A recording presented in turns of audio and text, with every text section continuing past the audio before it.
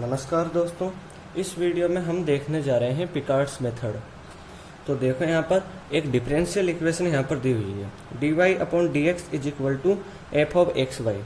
ये पहले हम समझ लेते हैं पिकार्ड्स मेथड किस तरह से काम करता है, उसके बाद हम एक एग्जाम्पल से इसको समझ लेंगे। ठीक है, तो देखो यहाँ पर dy upon d x is equal to f of x y दिया हुआ है। अब देखो यहाँ पर आफ्टर इंटीग्रेटिंग हमको ये मिल रहा है। ठीक है, अब देखो इससे बिल्कुल भी डरने की जरूरत नहीं है, ये मैं बताता हूँ कैसे मिल रहा है। देखो ये d y upon d x है, तो इस डी एक्स को इधर ले गए, f of x y d x, दोनों ओर इंटीग्रेट कर दिया। ठीक है, इसका इंटीग्रेशन यहाँ पर होगा वाई जीरो से और वाई की ओर, और यहाँ पर होगा एक्स जीरो से एक्स की ओर। ठीक है, अब इसको इंटीग्रेट करोगे तो आपको नॉर्मली यहाँ 1 है, तो यहाँ आपको y मिल जाएगा, ये हो जाएगा वाई जीरो से वाई की ओर। ठीक है, और इधर आप आगे यहाँ पर आप इंटीग्रेट नहीं कर सकते, क्योंकि देखो यहाँ पर y है और यहाँ पर x है। ठीक है, और ये फंक्शन भी आपको कोई दिया नहीं हुआ यहाँ पर, केवल आप इसको ऐसे कैसे लिख दो अभी, एक्स जीरो टू एक्स और f of x y d x. Clear है। अब यहाँ पर आप लिखोगे तो पहले y लिख दोगे, फिर y माइनस वाई जीरो कर दोगे। ठीक है, और यहाँ एक्स जीरो टू एक्स कर दोगे, f of x y d x आपको मिल रहा है यहाँ पर। ठीक है, अब आगे इस यहाँ पर इस वाई जीरो को राइट हैंड साइड में ले जाओगे तो आपको ये मिल जाएगा। ठीक है, तो ये तो हो गया इंटीग्रेट हमने कैसे किया है मैंने बता दिया। ठीक है, अब देखो इस पिकार्ड मेथड में कैसे करते हैं आगे। इस पिकार्ड मेथड में जो फर्स्ट अप्रोक्सीमेशन होता है उसमें क्या होता है, देखो अब आपको एक वाई है, ठीक है, वाई की वैल्यू फाइंड करनी है। अब ये वाई जीरो तो आपको मिल गया, अब इसको इंटीग्रेट करोगे तो देखो यहाँ एक्स है, इसमें कोई दिक्कत नहीं है, लेकिन यहाँ y है और यहाँ x है, यहाँ y है और ये x है, तो y इस y यहाँ y है तो x के रेस्पेक्ट में इंटीग्रेट कैसे हो सकता है। तो यहाँ पर देखो हम क्या करते हैं, इस y को जब फर्स्ट अप्रोक्सीमेशन हम करते हैं तो फर्स्ट अप्रोक्सीमेशन में हम सिंपली क्या करते हैं, यहाँ पर जब y1 की वैल्यू यानी फर्स्ट अप्रोक्सीमेशन करते हैं, और एग्जाम्पल से भी आपको क्लियर हो जाएगा। ठीक है, फर्स्ट अप्रोक्सीमेशन करते हैं तो y जीरो तो ऐसे कैसे ही रहता है, और केवल इस टर्म में इस y की जगह ये वाला y जीरो पुट कर देते हैं। ठीक है, इस y की जगह ये वाला y जीरो पुट कर देते हैं, क्योंकि यहाँ पर हम y की वैल्यू अननोन है। ठीक है, तो हम ये फर्स्ट अप्रोक्सीमेशन में करते हैं। इसी तरह सेकंड अप्रोक्सीमेशन में हम क्या करते हैं, सेकंड अप्रोक्सीमेशन में इस वाली टर्म में। ठीक है, अब हम क्या करते हैं, इस y की जगह यहाँ y1 की वैल्यू पुट कर देते हैं इसमें। ठीक है, हमने यहाँ y1 की वैल्यू फाइंड की है तो उसको पुट कर देते हैं। फिर थर्ड अप्रोक्सीमेशन करते हैं तो इस y की जगह पर इस वाले y सेकंड की वैल्यू पुट कर देते हैं। ठीक है, ऐसे जितने अप्रोक्सीमेशन करने के लिए क्वेश्चन में किया बताया होता है उतनी बार हम इससे नेक्स्ट y की वैल्यू हम रख देते हैं। ठीक है, तो देखो एग्जाम्पल से आपको बिल्कुल क्लियर हो जाएगा। देखो यहाँ पर कहा गया है apply Picard's method. Clear, to solve the following differential equation till second approx, second approx तक हमको कहा गया है, और हमको ये डिफरेंशियल इक्वेशन यहाँ पर दी हुई है, और एक्स और वाई की इनिशियल वैल्यू हमको यहाँ पर दी हुई है। ठीक है, इनसे हम सेकेंड अप्रोक्स तक करेंगे, और सेकेंड अप्रोक्स तक पहुँचने के बाद हम वाई की वैल्यू फाइंड करेंगे, एक्स इज इक्वल टू 0.4 पर, यहाँ ब्रैकेट में दिया हुआ है, यानी यहाँ एक्स की वैल्यू 0.4 पर हम वाई की वैल्यू फाइंड करेंगे। तो देखो यहाँ पर एग्जाम्पल। ठीक है, तो यहाँ पर सबसे पहले तो हम लिख लेते हैं ये जो d y upon d x दिया हुआ है एफ ऑफ एक्स वाई। ठीक है, ऐसे लिख सकते हैं हम इसको एफ ऑफ एक्स वाई, क्योंकि ये जो इक्वेशन है ये एक्स और वाई दोनों की फॉर्म में है। ठीक है, इसके अंदर दोनों वेरिएबल हैं एक्स और वाई, तो यहाँ x square plus y square, यहाँ पर एक्स वाई इसलिए लिखा गया है, और आपको एक्स जीरो की वैल्यू दी हुई है 0, यानी इनिशियल वैल्यू एक्स की, और वाई जीरो की भी वैल्यू आपको दी हुई है 0। क्लियर है। अब देखो पिकार्ड फॉर्मूला क्या कहता है, बाय पिकार्ड फॉर्मूला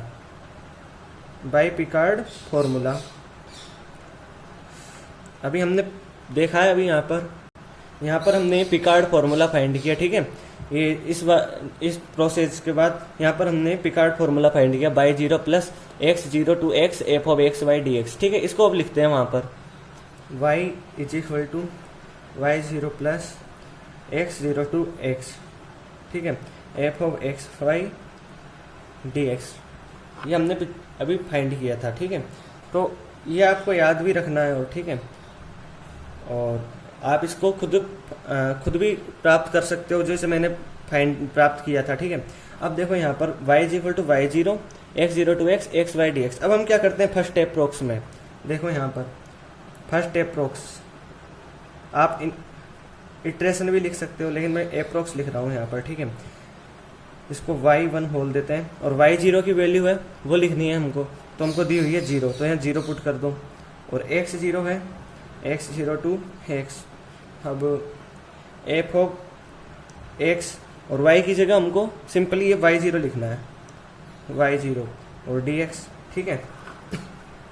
अब देखो यहाँ पर x0 की वैल्यू लिख दो, अब आप यहाँ पर क्या है 0 दी हुई है, 0 लिख देते हैं, और f ऑफ x y0 यहाँ पर हमको दिया हुआ है एक्स स्क्वायर वाई स्क्वायर, तो यहाँ पर x है, तो यहाँ x रहना दो एक्स स्क्वायर, यहाँ y0 है, ठीक है। y0 की वैल्यू क्या है 0, तो यहाँ लिखोगे 0, भाई यहाँ y0 लिखोगे x square plus y square, ठीक है। एक्स स्क्वायर ऐसे कैसे ही रहेगा, y की जगह हमने y0 लिख दिया, ठीक है। अब y0 की वैल्यू पुट करोगे ये 0, तो आपको एक्स स्क्वायर मिल जाएगा, यहाँ लिख दो आप डायरेक्टली, यहाँ एक्स स्क्वायर लिख दो, और dx हो गया। इसको इंटीग्रेट करोगे अब आप, तो आपको जो इंटीग्रल मिलेगा वो होगा x 2+1 upon 2+1 and 0 to x। आगे करोगे तो x 2+1 3 हो जाएगा, अपॉन में 3 हो जाएगा, और 0 टू x है, तो यहाँ 0 टू x करोगे तो x³ अपॉन 3, यानी x की जगह ये x जगह जाएगा और इधर 0 जाएगा, तो आपको x³/3 मिल जाएगा। ये हो गया फर्स्ट अप्रोक्स। अब देखो सेकंड अप्रोक्स, यहाँ पर सेकंड अप्रोक्स में क्या दिया हुआ है, सेकंड अप्रोक्स में अब y2, ठीक है, वही यहाँ y आपने y0, यहाँ पर भी आपको y0 ही लिखना है, बिल्कुल सेम टू सेम इस फॉर्मूला की तरह y0, और x0 लिखना है यहाँ पर आपको बिल्कुल पिछले फॉर्मूला की तरह x0 x। केवल यहाँ पर जो चेंज होगा वो ये y, इसके अंदर वाला y है वो चेंज होगा। हमने यहाँ पर y0 लिखा है, अब यहाँ y1 लिखेंगे, y1 और y dx। y0 की वैल्यू आपको दी हुई है 0, तो यहाँ 0 पुट कर दो। x0 की भी वैल्यू आपको दी हुई है, ये 0 दी हुई है, तो यहाँ पर 0 पुट कर दो, 0 टू x। अब f x और y1, अब देखो यहाँ पर दिया हुआ है एक्स स्क्वायर वाई स्क्वायर, तो ये x है, x की जगह x पुट कर दो, एक्स स्क्वायर हो जाएगा। अब इस y की जगह ये y1 पुट करना है, तो यहाँ पर y1 और यहाँ पर स्क्वायर है, तो इसका स्क्वायर कर दो ब्रैकेट में बंद करके, और इसको ब्रैकेट में बंद करके dx लिख दो।